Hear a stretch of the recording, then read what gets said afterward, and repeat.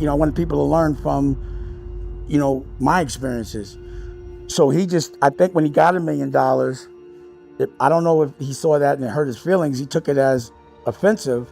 That's come insecure. The only person that pointed out that $1 million was no money was Damon Dash, and he has no money now. In 1996, Dame Dash was on top of the world, co-founder of Roc-A-Fella Records, partner 2. Jay-Z, fast forward a few years, and the same man was getting jumped in Paris, clowned by 50 Cent, and nearly attacked by Cameron with a baseball bat. By 2024, things hit a new low. Cent referred back to a video where Dame said 1 million was nothing and 50? He turned it into comedy gold, mocking Dame's finances, even joking about him praying for his teeth to fall out. Savage. Put up your own money. If you don't put up your own money, I don't care how much somebody gives you, you're nothing but a supervisor. It's not yours. But how did one of hip-hop's most powerful figures lose the room this badly? Let's find out. So what was we doing? What was we talking about in terms of the day? Let me know. Why don't you just call the meeting? Why? Because you know what it's like. Why? Damon, no one. Why? Who cares? Why? We all here. Why now you want to call a meeting? Because you know no one needs to sit there and be. No one is, so to get the out. Dame Dash started as a hustle-hungry Harlem kid. Born May 3rd, 1971 in New York City, grew up in rough Harlem streets, hustling, sweeping barbershop floors, selling newspapers just to afford decent sneakers and shirts. He lost his mother to asthma when he was 15 and was diagnosed with type 1 diabetes that same year. From hardship, he learned to hustle, turning survival into ambition that eventually led him into the music business. Alongside Jay-Z and Kareem Biggs Burke, he co-founded Roc-A-Fella in 1994 and helped push Jay-Z early on. Jay had been largely rejected by major labels, but Dame believed in his talent. They financed the operation through Payday Records and their hustle capital. Initially, Dame ran the day-to-day operations, cold calling DJs, pitching to distributors, and building grassroots momentum for Jay's debut album, Reasonable Doubt, released in 1996. Over time, Roc-A-Fella aligned with Priority Def Jam for distribution, but remained essentially Dame's realm of daily power. His hands-on grind helped Jay become an icon. As Roc-A-Fella grew, so did Dame's public persona. He was flamboyant, designer suits, multiple mansions, luxury cars, butlers, private chefs. In 1999, he and Jay-Z launched Roc-A-Wear, a streetwear brand with massive cultural appeal. By 2007, it was reportedly pulling in around $700 million in annual revenue. Jay eventually sold the brand's rights in 2007 for about $204 million. Dame's spending matched his swagger. He lived like a classic CEO, big purchases and lavish parties often to prove status. But tensions began by the early 2000s. Around 2000-2001, rumors swirled about personal drama. Jay-Z and Aaliyah had been involved, and Dame was allegedly jealous, creating friction among the founders, though neither camp confirms it fully. In 2003, Jay announced the Black Album and hinted that he planned to retire. That same year, tensions emerged publicly. Dame promoted Cameron to vice president of rock over veterans like Beanie Sigel and Memphis Bleek, a move Jay later called premature. This created internal firestorms within the roster and signaled a growing split between the artist and the hustler. By 2004, Jay-Z accepted a role as president and CEO of Def Jam. Shortly after, in late 2005, Def Jam bought out the remaining stake in Roc-A-Fella. Jay, now in complete control, bought out Dame's shares in Roc-A-Wear and cut him out. Dame was reportedly offered roughly $3.3 million as his share of the deal, but with no control over the Roc-A-Fella name or label, which Jay retained. In December 2004, Jay invited Dame to dinner to finalize the deal. Only Dame later claimed he wasn't fully aware of the implications. Once and future mogul Dame Dash was left without his brand or label, exposed as far less in the driver's seat than he claimed to be. Dash didn't quietly exit. Instead, he went public, accusing Jay-Z and the industry of betrayal and claiming he never got proper credit. He began detailing legal battles, child support, judgments, lawsuits, and even having to auction his stake in Roc-A-Fella to cover debts. Meanwhile, rumors circulated that Jay-Z himself intervened to protect those shares. Following the split, Dame launched the Dame Dash Music Group, but it saw minimal success. Most rock artists, Kanye, Beanie Sigel, Memphis Bleek, State Property, remained with Jay and Def Jam. Kanye eventually said publicly he felt bad for Dame and admitted he owed him, despite making his fortune under Jay's brand. Meanwhile, Dame's lavish lifestyle caught up with him. He went through lawsuits, a $1.5 million claim by N.O.R.E, and had to sell homes, pay fines, and eventually auction off his stake in Roc-A-Fella to satisfy creditors. Rumors claimed Jay secured control over those shares too. Prevent anyone else from leveraging them. Still ambitious, Dame created DD172, a media collective and loft gallery in NYC encompassing Blue Rock Records, an art gallery, a magazine, a web design firm, and film production. But none of these scaled to match Roc's success. His film ventures included Death of a Dynasty and a one-season BET reality show, Ultimate Hustler. Neither restored his brand in hip-hop. He also had a tumultuous personal life. Married to Rachel Roy from 2005 to 2009.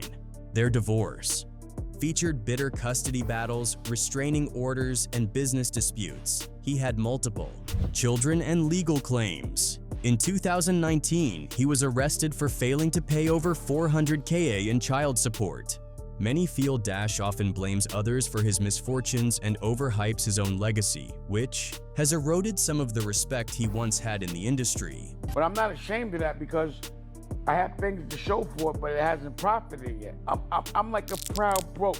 By 2004, the iconic Roc-A-Fella Records was no more, at least not the brotherhood that fans remembered. Jay-Z had just taken a huge step up in the industry, becoming president of Def Jam Records. Meanwhile, his former partner and Roc-A-Fella co-founder Damon Dash was slowly being edged out of the spotlight. The split wasn't just about business, it was personal, and fans could feel the tension, even though no one was saying much yet.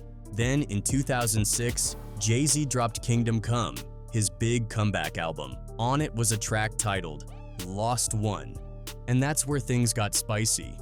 Jay never said Dame's name, but everyone knew who he was talking about. The most stinging line? I heard motherfuckers saying they made Hav, or it made Hav say, "Okay, so make another Hav." That line wasn't just cold, it was calculated. It directly responded to years of Dame Dash publicly, claiming he quasked the architect behind Jay-Z's rise. But Jay drew a line in the sand. "You didn't make me, I made it myself." The track also features another dig. Shoulda stayed in food and beverage, too much flossing, too much Sam Rothstein.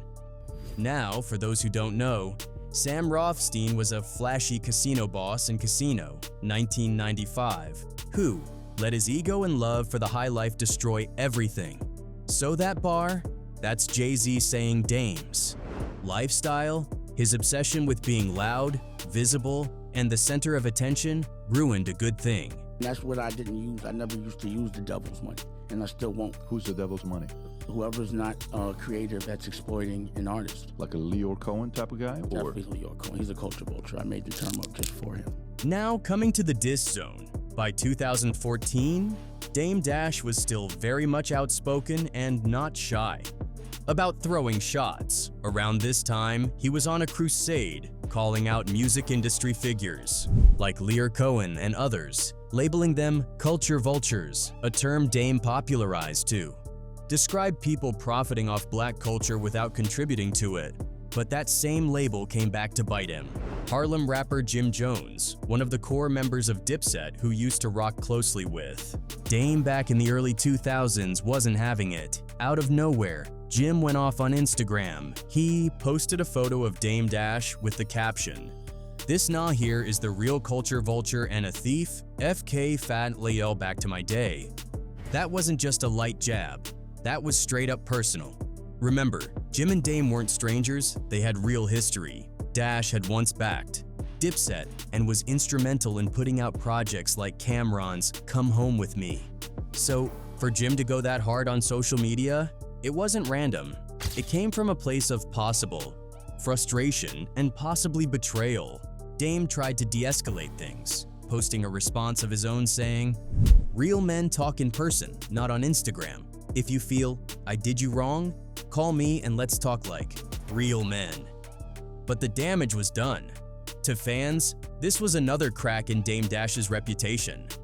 Here was a Harlem brother, someone he once helped put on, now turning around and calling him the exploiter of the culture. And when Jim Jones, not exactly the calmest voice in hip-hop, is telling you you've crossed a line, people start paying attention. This moment wasn't just another online beef. It reflected how far Dame had fallen from the days when artists like Dipset rode with him heavily. Well, things keep getting worse and awkward for Dame, not gonna lie. In a podcast, Same also confirmed what Cam'ron said about him bringing ends to jump Same. According to Same, he felt disrespected by that act. You went and got a couple niggas and you tell them you got a problem, they jump in the car. They don't know who you got a problem with. They get down there as Dame. You bought to jump Dame Dash? Again, in 2019, things got messy for Dame Dash after an interview on Nick Cannon's podcast, Cannon's Class.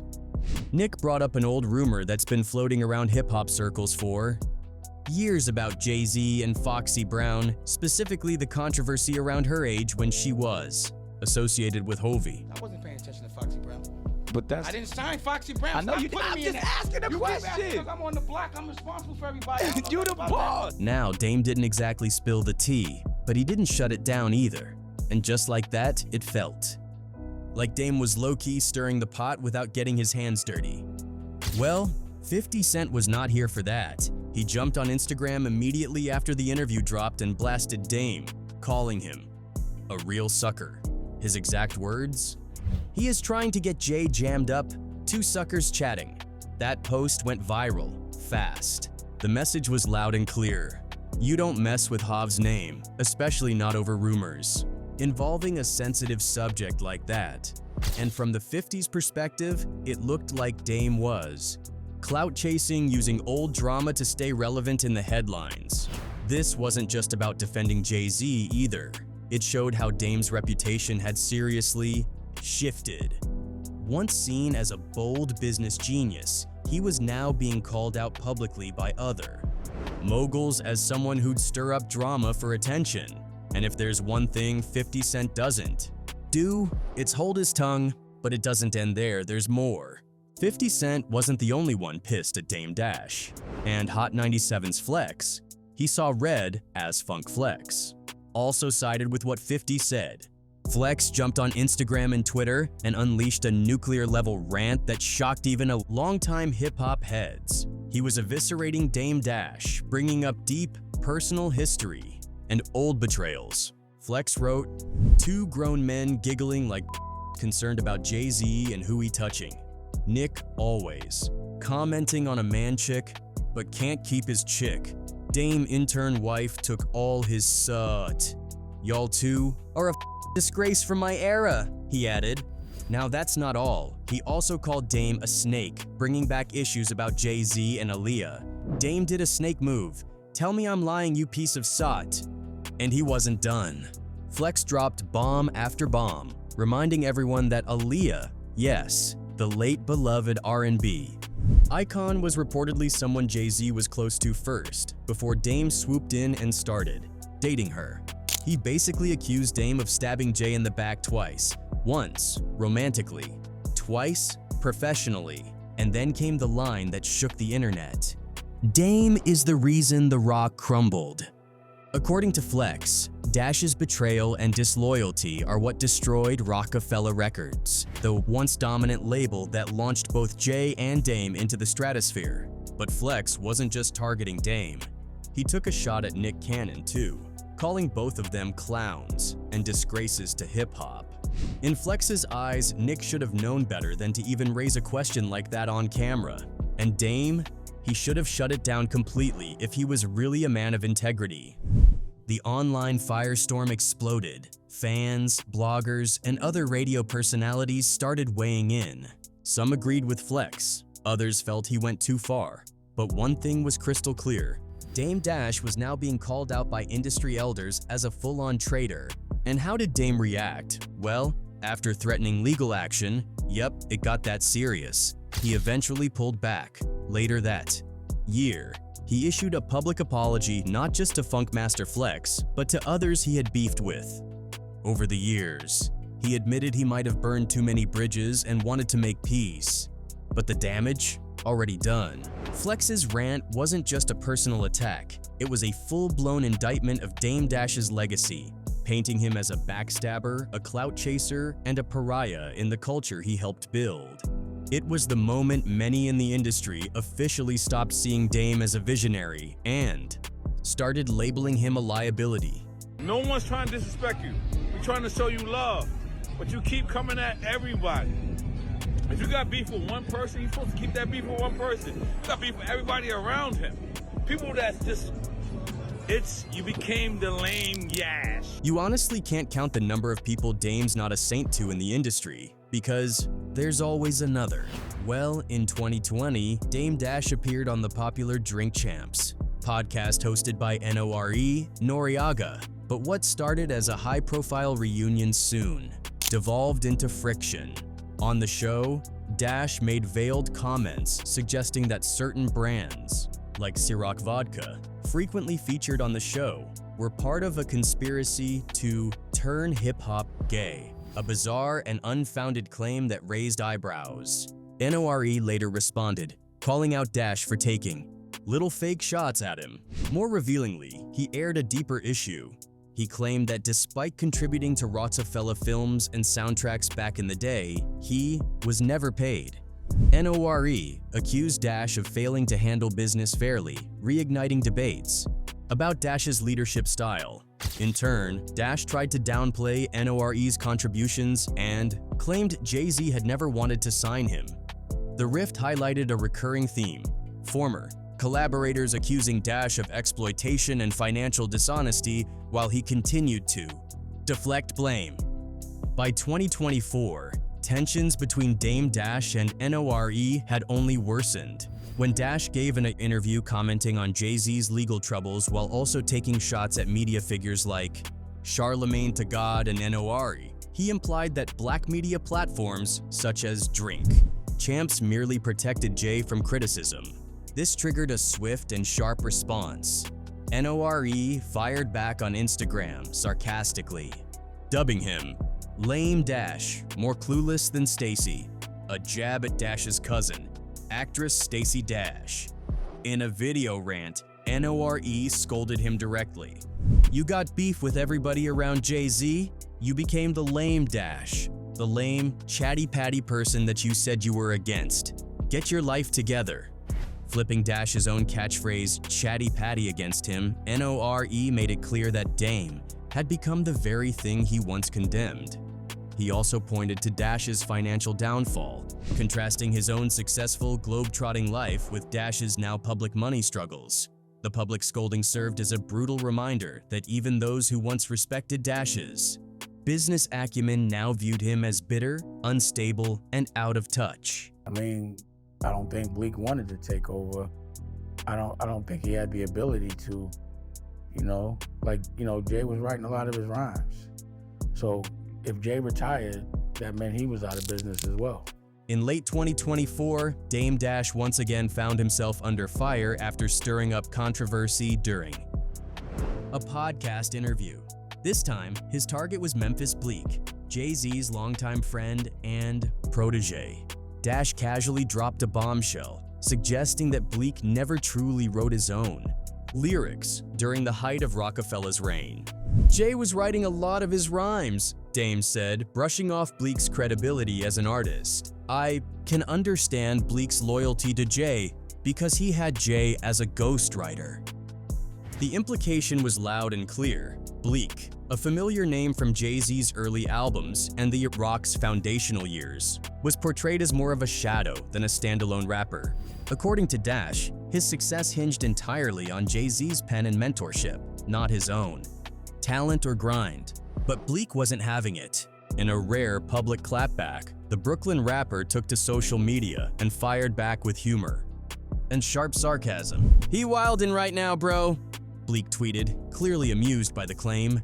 But he didn't stop there. Leaning into the accusation, he quipped, "If Jay wrote for me, maybe I'd still be lit, and people said I was whack. So if Jay wrote for me, he whack too." It was a clever reversal.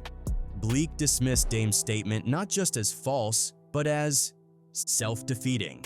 If the ghostwriting claim were true, he reasoned, then it would make Jay-Z look bad too, a notion most hip-hop fans would reject outright. In essence, Bleek turned Dash's dig into a compliment, suggesting that if Jay really had been behind his bars, then any critique of Bleek was also a swipe at the GOAT himself.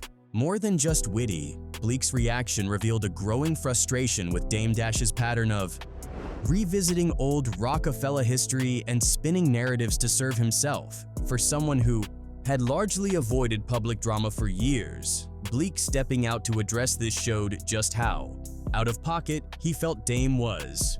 This incident further painted a picture of Dash as someone stuck in the past, dredging up stories, true or not, for headlines and shock value. For many in the culture, it was another example of Dash burning bridges with those who once stood beside him while trying to cling to relevance. By rewriting history from what is clearly obvious, Dame Dash's legacy has become a mix of respect for his early hustle and frustration with his later antics, which has turned into disrespect. While no one can deny his impact on hip-hop, co-founding Roc-A-Fella and helping launch Jay-Z's career, many feel he's done more harm than good in recent times. His public rants, finger-pointing, and refusal to take accountability have burned bridges even with those who once had his back. The culture has made one thing clear: respect in hip-hop isn't just about what you build. It's also about how you carry yourself when it falls apart. And in Dame's case, it seems many feel he lost the plot long ago.